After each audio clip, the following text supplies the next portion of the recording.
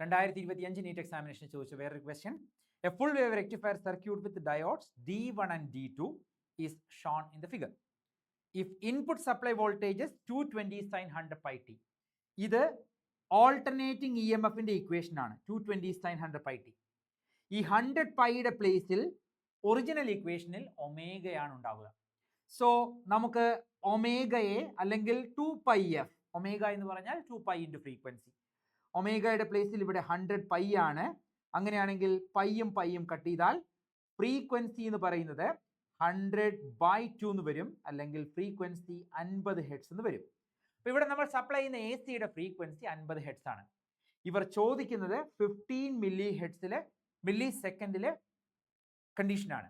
Okay, so frequency 50 hertz ആണെങ്കിൽ time period എങ്ങനെ calculate ചെയ്യും? 1/50. 1 ഫ്രീക്വൻസി ആണ് ടൈം പീരീഡ്. 1/50 എന്ന് പറയുന്നത് 0.02 എന്ന് വരും, അല്ലെങ്കിൽ 20 മില്ലി സെക്കൻഡ്സ് എന്ന് വരും. 0.02നെ നമുക്ക് 20 × 10⁻³ എന്ന് എഴുതാം. So 20 milli seconds. ക്വസ്റ്റ്യനിൽ ചോദിച്ചിരിക്കുന്നത് 15 മില്ലി സെക്കൻഡിലെ കാര്യമാണ്. ഞാനിവിടെ ഗ്രാഫ് വരയ്ക്കാം. ഇതുപോലെയാണ് എ സി വരയ്ക്കുക. ഓക്കെ, 20 മില്ലി സെക്കൻഡിലാണ് ഒരു സൈക്കിൾ കംപ്ലീറ്റ് ആവുന്നത്. അങ്ങനെയാവുമ്പോൾ ഈ കാണുന്നത് 10 മില്ലി സെക്കൻഡ് ആയിരിക്കും, ഹാഫ് ദ സൈക്കിൾ അല്ലേ? ഓക്കെ, സോ ഫുൾ സൈക്കിളിന് എടുക്കുന്ന സമയം 20 മില്ലി സെക്കൻഡ്, അതാണ് ടൈം പീരീഡ്. അതിൻ്റെ ഹാഫ് 10 മില്ലി സെക്കൻഡ്. ഇവർ ചോദിക്കുന്ന സമയം 15 മില്ലി സെക്കൻഡ് ആണ്. അത് ഇവിടെ വരും, 15 മില്ലി സെക്കൻഡ് എന്ന് പറഞ്ഞാൽ നമ്മളിപ്പോൾ പറയുന്നത് നെഗറ്റീവ് ഹാഫ് സൈക്കിളിനെ കുറിച്ചാണ്. Negative half cycle. Negative half cycle എന്ന് പറഞ്ഞാൽ ഈ പോയിന്റ് നെഗറ്റീവും ഈ പോയിന്റ് പോസിറ്റീവുമായിരിക്കും. നമ്മൾ ഡയോഡ് റെക്ടിഫയറിന്റെ തിയറി പഠിക്കുമ്പോൾ ഈ പോയിന്റ് പറയുന്നുണ്ട്.